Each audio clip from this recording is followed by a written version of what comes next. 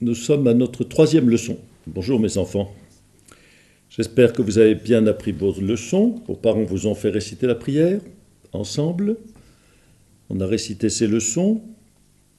Nous sommes au 14 octobre et nous abordons notre troisième leçon de catéchisme. Mais déjà, nous avons vu des choses très importantes.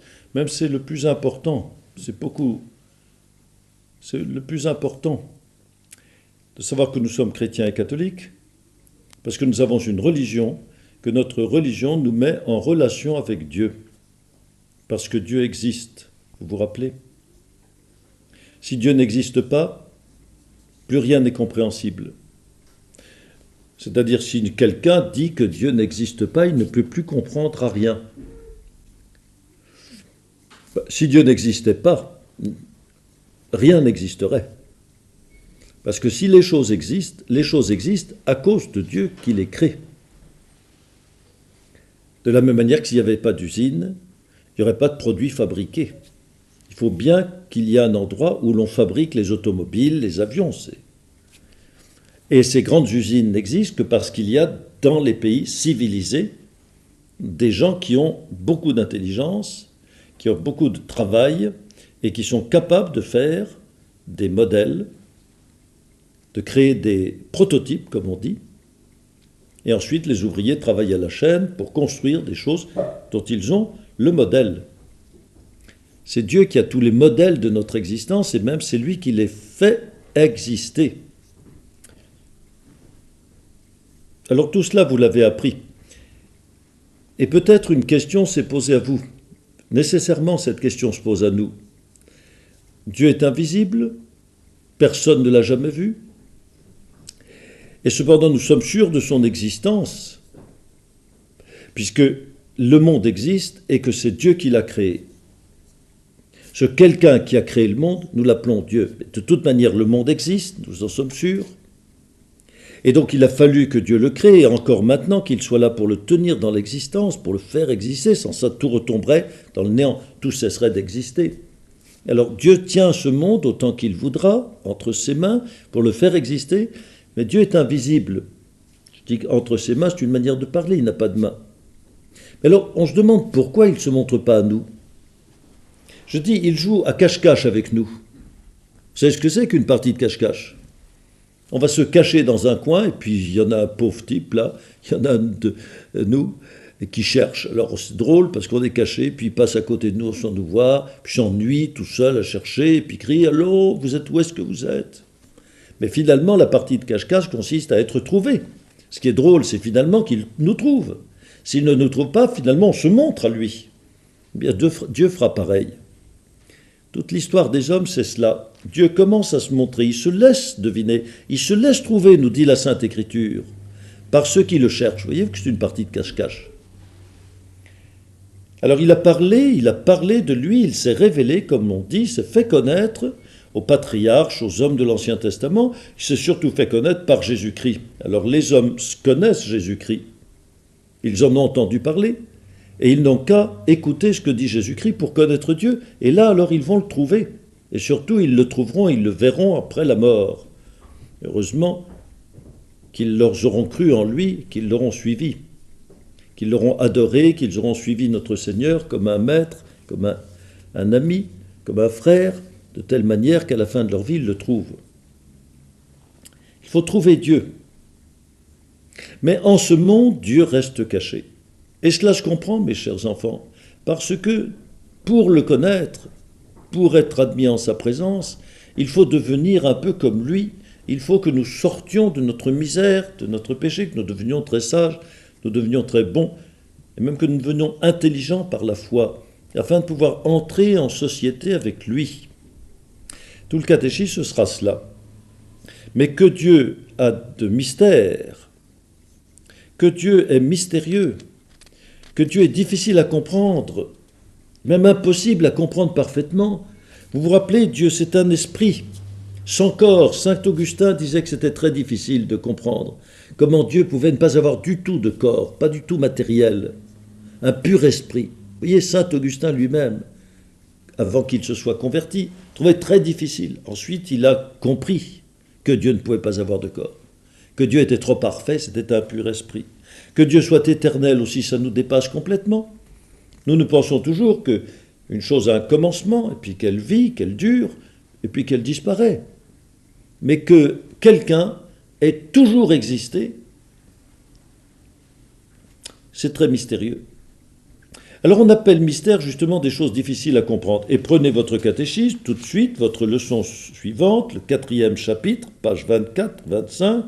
Ce 4e chapitre est très court, mais il nous dit des choses qui vont être tout à fait importantes. Il nous dit que notre religion a beaucoup de mystères. La nature a beaucoup de mystères. On vous met une image où on voit un grain. C'est une image qui est empruntée à la zoologie, à vos manuels de zoologie en classe. On vous montre comment un grain de blé peut germer. Et comment le germe va devenir la tige, et qu'au bout de la tige, il y aura la fleur, et que la fleur elle-même va produire des graines, etc. Eh bien, ça, c'est un mystère. Comment est-ce que le blé peut pousser? Comment est-ce qu'un grain pourrit dans le sol, et puis qu'un germe en sort, et puis que ce germe va pousser une tige, et qu'au bout de la tige, pourquoi? Comment ça se fait? Ce blé, ce grain de blé prend de l'eau dans la terre, de l'eau et puis des matières, du fer, du phosphore, de l'azote, etc. Il prend tout cela, et puis au bout du compte, au bout de sa tige, ça devient une fleur, ça devient un épi, ça devient des grains qui sont tous semblables à celui qui a pourri dans le sol. Personne ne peut l'expliquer. On peut dire que cela se fait comme ça habituellement. On sait que si on met des engrais, il y aura plus de grains, que la tige sera plus fine, mais que l'épi sera plus gros. On sait tout cela à force de le répéter. Mais qui est-ce qui fait ça? Comment cela se fait? On dit c'est la vie, c'est la nature. Mais ce sont des mots que nous employons. Il faut bien qu'il y ait quelqu'un par derrière pour créer cette vie, créer cette nature. Et c'est Dieu. Alors déjà, notre intelligence, dans ce monde immense et tellement merveilleux, notre intelligence est constamment obligée d'avouer son ignorance. Je ne sais pas. Les grands savants, vous le savez, disent souvent qu'ils ne savent pas. Même plus un savant est savant, plus il connaît de choses, plus il a l'honnêteté de reconnaître qu'il en connaît beaucoup, mais qu'il en a encore beaucoup plus à découvrir et dont il ne sait pas du tout le secret. Eh bien, Dieu a ses secrets, et c'est ce qu'on appelle les mystères. Lisez dans votre chapitre 4e, la question 25e, que vous aurez à réciter avec beaucoup d'exactitude. Parce que moins on comprend, plus il faut apprendre par cœur. Parce que quand on comprend très bien, on arrive à se retenir, à retrouver la formule. Mais quand c'est des choses difficiles, il faut apprendre par cœur, et à partir de là, on essaiera de comprendre. Un mystère est une vérité que nous devons croire, parce que Dieu l'a fait connaître, mais que nous ne pouvons pas comprendre parfaitement. C'est un secret de Dieu, que nous ne pourrions pas comprendre par nous-mêmes, mais Dieu nous l'a enseigné, Dieu nous l'a fait connaître.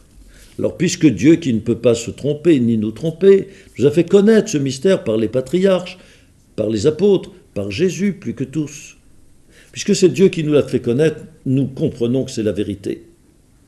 Nous comprenons que c'est bien Dieu qui nous l'a dit pour notre salut.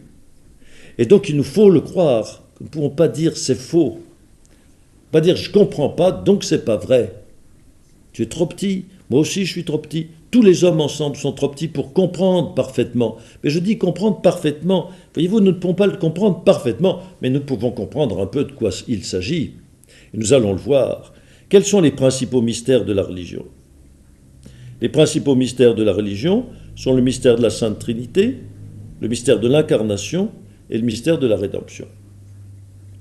Cela, ce sont les trois grandes parties du credo.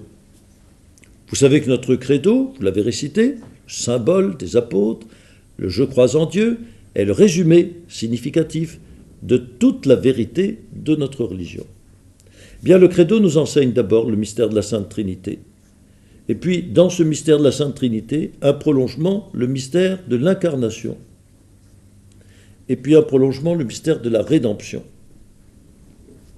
Et ensuite, tous les petits mystères, toutes les autres vérités de la religion vont sortir de ces trois grands mystères qui s'enchaînent l'un l'autre. Le mystère de la Trinité, nous allons le voir, trois personnes en Dieu.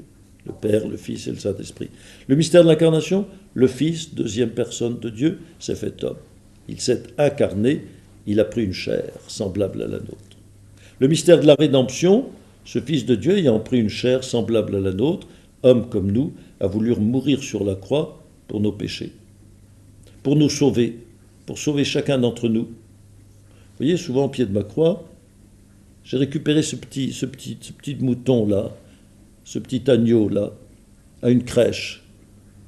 Après la crèche, j'ai gardé le petit agneau et puis je l'ai posé au pied de la croix, là. Quand je travaille, puisque cette croix est sur mon bureau, quand je travaille, je vois Jésus, qui est le sauveur de ce petit agneau qui vous représente, chacun d'entre vous. Il a donné sa vie pour que le petit agneau, là, aille au ciel. Mystère de la rédemption. Nous allons voir cela. Et donc cette question, vous la savez déjà. Les principaux mystères. Principaux parce qu'il y en a d'autres. On ne vous dit pas tout de suite. Les principaux mystères de la religion sont le mystère de la Sainte Trinité. Dieu se dévoile lui-même. Il se révèle, sa vie intime. Ensuite, le mystère de l'incarnation. D'ailleurs, si nous connaissons le mystère de la Trinité, c'est grâce au mystère de l'incarnation, et tout ça, nous allons le voir. Et le mystère de l'incarnation se prolonge dans le mystère de la rédemption. Quel est le signe qui vous rappelle les principaux mystères de la religion? Le signe qui me rappelle les principaux mystères de la religion est le signe de la croix. Pourquoi?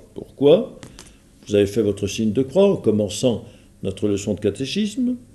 On fait le signe de croix en portant la main à son front, puis à son cœur, de son cœur à son épaule gauche d'abord, puis à son épaule droite, en disant « Au nom du Père et du Fils et du Saint-Esprit, ainsi soit-il. »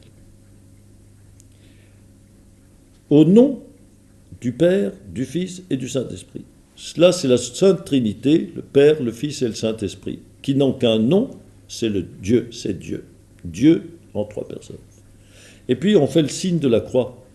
Et cela nous rappelle que Jésus s'est fait homme, mystère de l'incarnation, et qu'il est mort en croix pour notre salut. C'est le signe de la croix qui fait le chrétien. Souvent, faites votre signe de croix, commençant le catéchisme avant la prière, terminant le catéchisme après la prière, au début de la messe, à la fin de la messe, le signe de la croix. Quand on demande au prêtre sa bénédiction, quand un prêtre vient dans notre maison, en famille, on se met à genoux, on lui demande sa bénédiction, il vous donne sa bénédiction, et en vous donnant sa bénédiction par le signe de la croix, chacun la reçoit en faisant lui-même le signe de la croix. Et ce signe se fait lentement, se fait gentiment, se fait noblement, parce que c'est une manifestation de notre foi. Sainte Bernadette Soubirous, qui avait vu la Sainte Vierge faire le signe de la croix à la grotte de Lourdes, le faisait tellement bien, son signe de la croix était tellement beau, je ne sais pas comment elle faisait, que tout le monde en était impressionné. C'était la Sainte Vierge qui avait été sa dame catéchiste, qui lui avait appris. Alors, entrons maintenant dans notre explication, le mystère de la Sainte Trinité. C'est très difficile. C'est tellement difficile que même les pères de l'Église, les hommes très savants qui connaissent très très bien leur religion, qui ont beaucoup étudié la Bible, les Écritures, la tradition de l'Église, les paroles de notre Seigneur, même eux ont beaucoup de difficultés. Ils ne comprendront parfaitement eux-mêmes, et nous aussi, qu'en arrivant au ciel. Les saints ont quelquefois eu des visions qui leur ont fait un peu comprendre ce qu'était la Sainte Trinité. C'est très difficile. Alors quand c'est très difficile, il faut faire comme notre catéchisme. Il nous enseigne à bien dire les choses d'une manière très précise, de telle sorte que nous ne disions pas de sottises. Un petit peu à côté de la vérité, c'est une sottise. Ça s'appelle même, dans le langage de l'Église, une hérésie, une chose affreuse. On se détourne de la vérité de Dieu. Alors ce chapitre, nous ne l'expliquerons pas. Un tout petit peu, mais nous ne pouvons pas l'expliquer beaucoup. Tellement c'est le secret de Dieu que nous n'avons jamais vu. Mais il faudra l'apprendre par cœur pour être sûr de dire les choses correctement. Qu'est-ce que le mystère de la Sainte Trinité?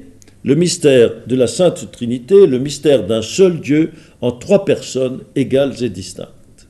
Nous savons que Dieu existe. Nous avons dit que c'est quelqu'un, parce qu'on ne sait pas tout du premier coup. Quand on voit les gens dans la rue, on ne les connaît pas bien. Pour les bien connaître, on voit un monsieur, une dame, des enfants qui se promènent. Bonjour, on les connaît un peu, on les voit souvent passer dans la rue, aller à la messe le dimanche, etc. Mais quand on est invité chez eux, qu'on y reste quelques jours, qu'on va en vacances avec eux, bord de la mer ou dans leur château à la campagne, je ne sais pas, on vit avec eux, et alors là, on pénètre leur intimité, on les connaît beaucoup mieux. Eh bien, quand on vit avec Dieu, On le connaît beaucoup mieux que quand on le regarde du dehors. On a toujours su qu'il y avait quelqu'un qui avait créé le monde. Mais quand on est chrétien, quand on est catholique, quand on est le disciple, le frère de Jésus, à ce moment-là, nous connaissons par Jésus ce qui se passe dans le ciel, la vie intime de Dieu. Et comme il nous dit « mon Père », il parle de quelqu'un qui est son Père. Et lui, il dit qu'il est le Fils. Et un jour, il nous dira, il l'a dit aux apôtres en les quittant, « Je vous enverrai le Saint-Esprit ». Alors vous pouvez compter, il nous parle du Père qui est au ciel, il parle de lui comme du Fils, c'est une autre personne cela. Il regarde en haut, il dit « le Père ». Et lui, il dit « je suis le Fils ».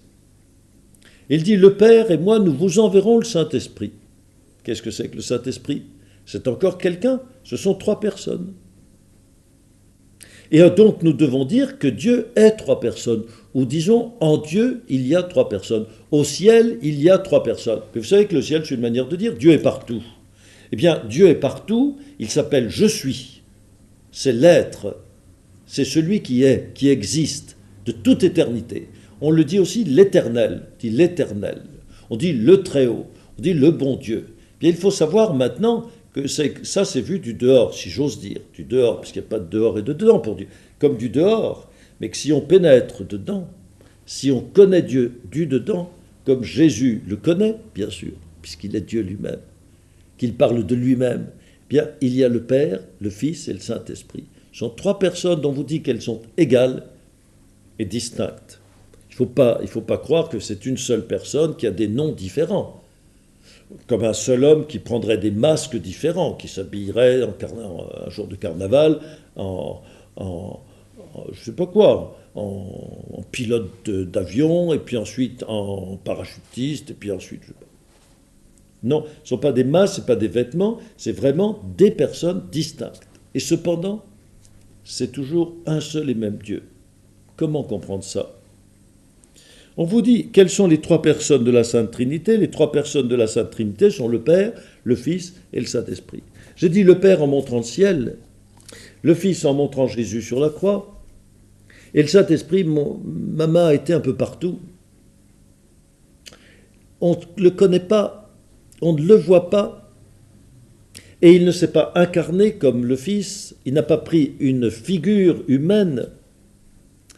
On sait qu'il a reposé sur la tête de Jésus au moment du baptême, sous la forme d'une colombe. On ne peut pas dire qu'il ait pris la nature d'une colombe, qu'il se soit fait colombe. C'était une manière d'apparition pour montrer sa présence au-dessus de Jésus, distribuant à Jésus sa grâce, sa force de Saint-Esprit, sa vocation. Alors il est vrai que, par exemple, le jour du baptême de Jésus, Jésus était dans le Jourdain en train de se faire baptiser, nous verrons ça plus tard.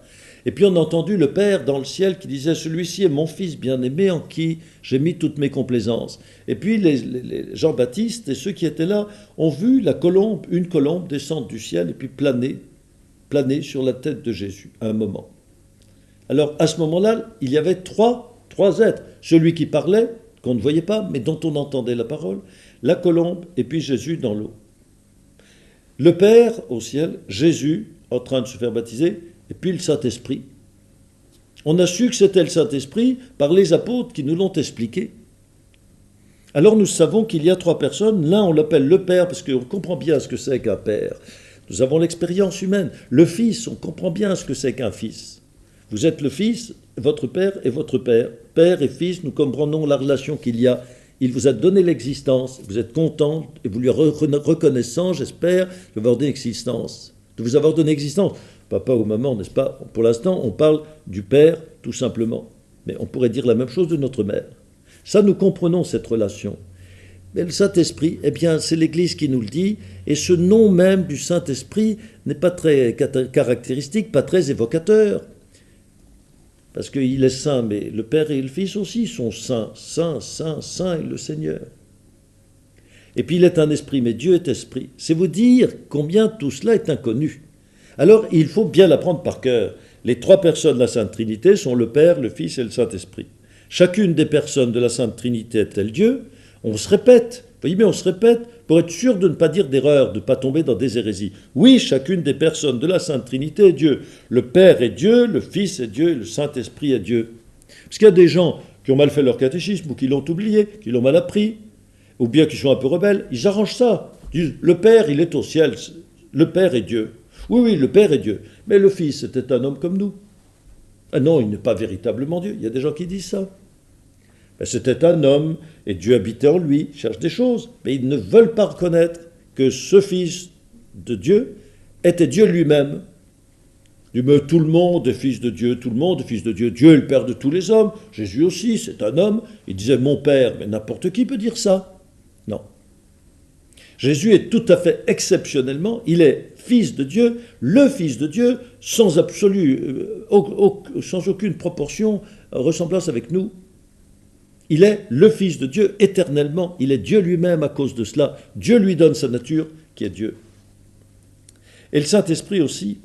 Pendant longtemps, on a dit, oui, le Père et le Fils sont Dieu l'un et l'autre. Mais le Saint-Esprit, c'est le souffle du Fils, on disait. On ne savait pas comment expliquer.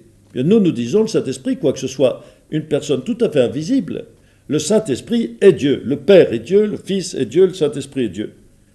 Alors cela fait-il trois dieux? Non, le Père, le Fils et le Saint-Esprit ne sont pas trois dieux, mais un seul et même Dieu. Comment comprendre que ces trois personnes ont la même nature? Comment on va vous l'expliquer? Pourquoi le Fils, le Saint-Esprit, le Père, le Fils et le Saint-Esprit sont-ils un seul et même Dieu? Le Père, le Fils et le Saint-Esprit sont un seul et même Dieu parce qu'ils ont une seule et même nature. Voilà encore un mot difficile qu'il faut retenir.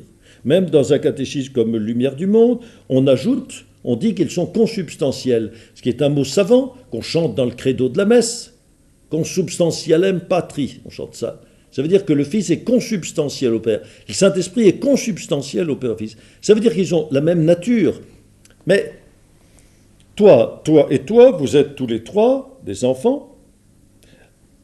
Vous êtes hommes de nature humaine. Vous avez une nature humaine. Vous n'êtes pas un chien, vous n'êtes pas un chat, vous n'êtes pas un lion, vous n'êtes pas un tigre. Vous êtes un homme. Toi, tu es un homme. Toi aussi, tu es un homme.